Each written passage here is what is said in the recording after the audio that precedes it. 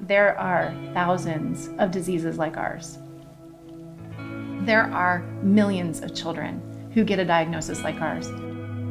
Not everyone is fortunate enough to get a call 24 hours later that there might be a chance that they could do something.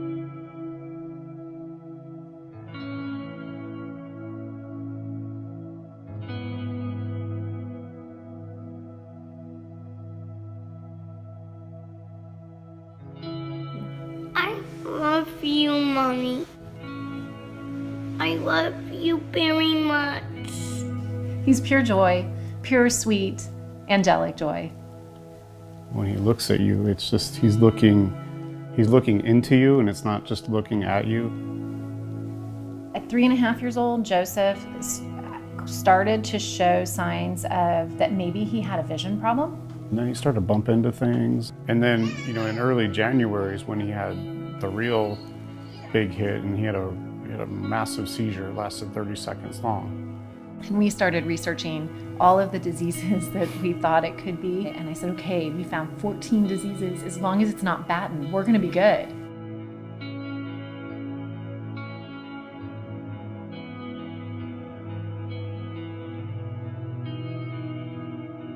I remember when we were in the emergency room, we were hoping it was a tumor at that Literally. point. Whoever hopes that the diagnosis that their child has is a tumor, that's how bad the prognosis of Batten is. We started reaching out around the US to find out where we could go to get help for Joseph if he had Batten disease.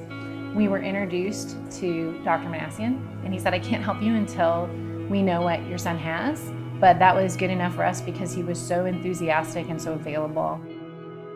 First up the rescue, I'll be crying. Helicopter flies up the sky. First up the rescue. Joseph's genetic panel, his results came back, and we got the first phone call from our neurologist in Tucson, and he said that Joseph's disease, he didn't just have Batten, he had a really rare form of Batten, that there was no clinical trial, there was not even any research, and that we should make end-of-life plans for him. He was 4.5 at this time. The next day, we got a call from Dr. Manassian. Hello, hello. Say hi. Hi, Joseph.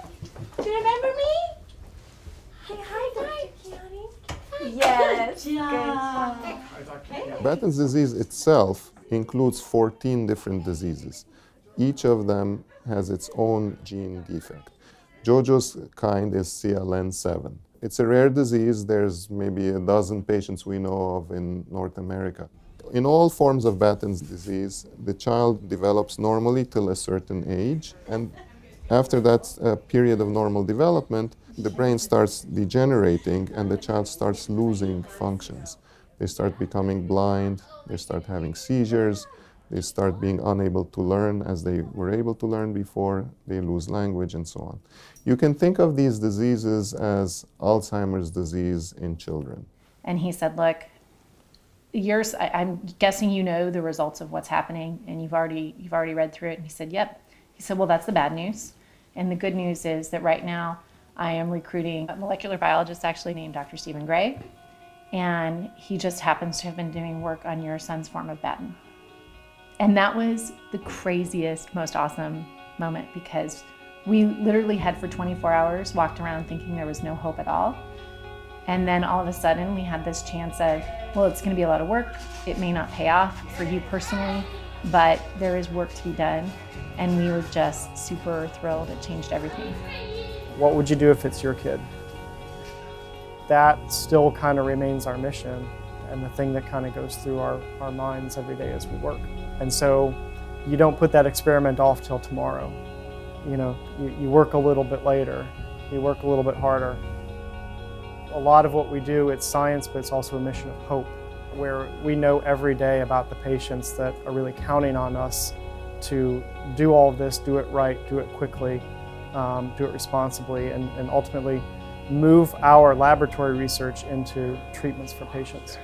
Picture puzzles, books, and every kind of thing boys and girls could want. So we have 30,000 genes, many diseases in pediatric neurology. The cause is a single gene that's absent. These are each rare diseases, but collectively they outnumber any common disease. And so the goal here is to replace this one missing gene. The brain is a very protected organ.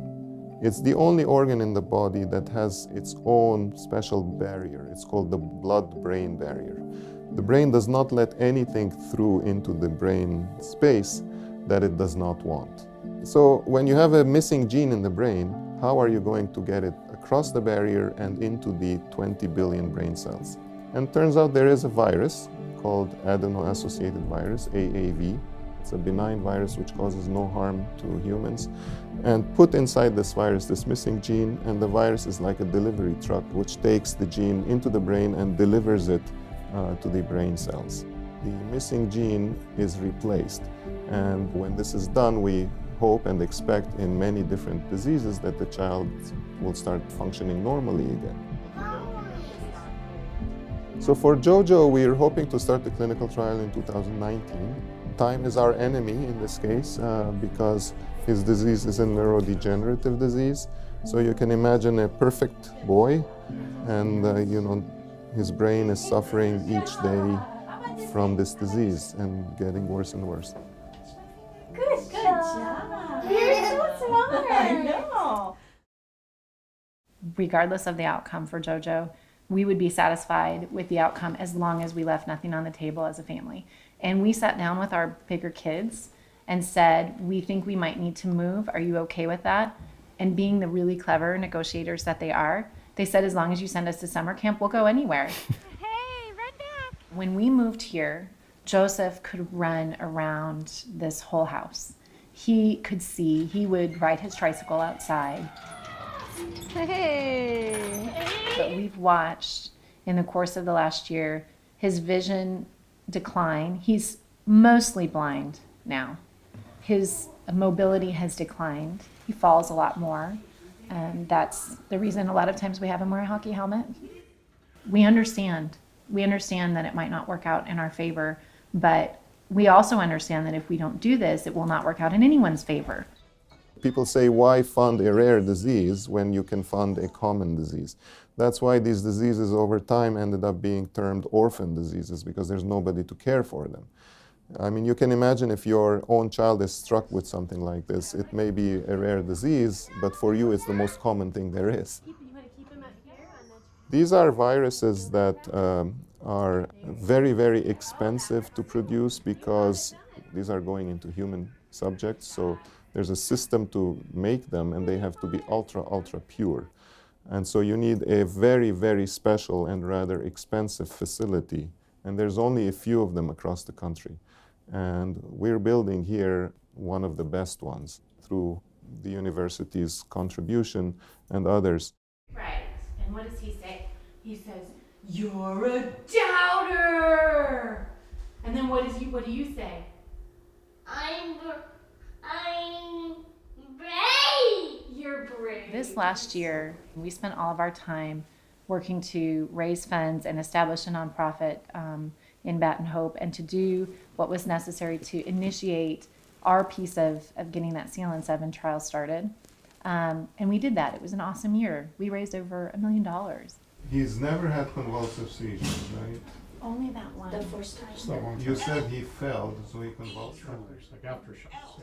Coming here and running the clinical division of neurology, I knew I could organize the families, diagnose the patients and get all that clinical side well organized and ready. But I needed a scientific partner. I had this mission and this vision of just trying to bring this technology to bear on as many diseases and try to open up treatments for as many kids as we can. And the environment here was such that people wanted to do that. Everything that I'm doing started with this ultra-rare disease called giant axonal neuropathy. And it was really driven by a small family foundation called Hannah's Hope.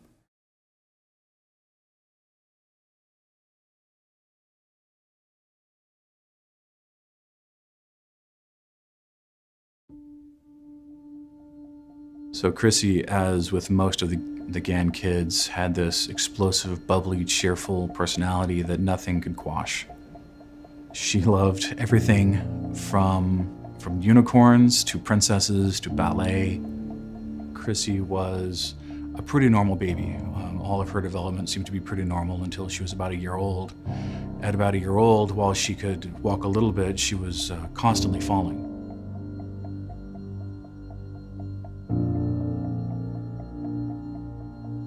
There was still hope that this was going to be something that, while life-changing, life-altering, it wasn't going to be life-ending. I'm sorry. That was the first words, I'm sorry. I've got the results and I'm sorry. It was GAN, and I fell to my knees. There was no more denying it. There was no more putting it off or telling myself it might be something else. It was, both girls have it and they're both going to die.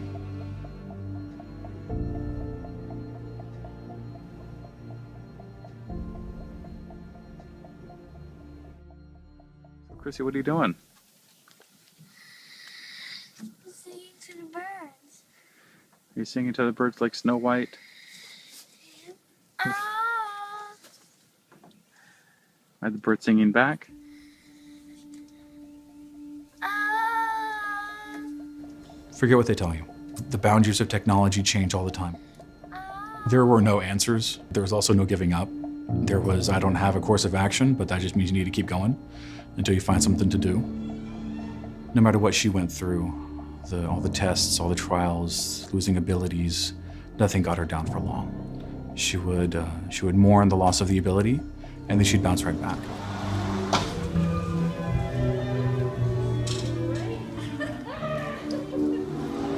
I was talking to the director of Hannah's Hope Fund, and so the Hannah's Hope Fund got together with Dr. Gray, and the rest is history. Chrissy had the honor of being the first child to receive the clinical therapy gene trial. She was an incredibly courageous girl because she wanted to go forward to do this, to be the first. You have to understand that when Chrissy was 8, about 8 and a half, she took her last steps. But within 6 months of receiving the trial, she was able to move her legs as she hadn't had the ability to in years. Didn't have high expectations, but then when she started to move, I grabbed my phone and made a video because this is something I had to share. This is something the world needed to see, that the gene therapy was working, that she was improving, she was getting better. For the first time ever, she was gaining function. She was showing obvious, verifiable, objective evidence of improvement that we attributed entirely to the clinical trial. Across the kitchen. You made it. I came to UT Southwestern really because we took this approach for GAN, moved it into a clinical trial. We've treated 11 kids, and everything that I want to do is to do as much of that as possible for as many diseases as possible. If we use this approach to treat a disease like GAN, we can use exactly the same approach, exactly the same virus, and just put in a different gene. And so now this opens the door to treating literally hundreds of diseases. Try again. Try again. He wasn't sure where you're going with that. I bet. Ready? Baton It's twirl. ready. Whoa. Good try. Chrissy has taught me more about humanity than I think anybody else. Because when she was going in to be the first person in this trial, it wasn't because she wanted to dance again. It wasn't because she wanted to run again. It was because she wanted to help her little sister. She loved being a big sister. She derived the most joy in her life from taking care of her baby sister. That was her biggest fear in life, was not taking good care of Amanda. She was considerate of everybody else. She never wanted to be a burden on anybody. And we had to keep telling her over and over, you're worth it. You're not a burden. You are a joy, an unbridled joy in our lives. It was such a tragic finish to this where she had to go through a surgery for her disease. It was unrelated to our trial, but she had complications of that and passed. Chrissy died on February 13th, 2016, as the result of complications from scoliosis surgery. One of the main complications from GAN and from any condition where you're forced to use a wheelchair for mobility. Sometimes it's heartbreaking, but it's amazing the hope, and it's amazing the stories where you see people at their best. You see the best of humanity, of people that are faced with horrible, horrible situations and refuse to give up.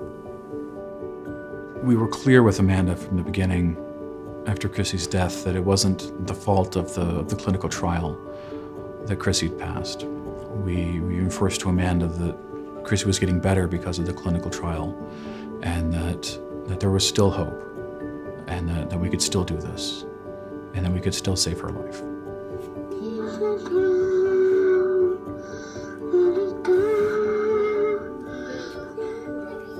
Amanda received the treatment on October 17th, 2016, just about 15 months after Chrissy did, and Amanda went smiling to the operating room to have it done.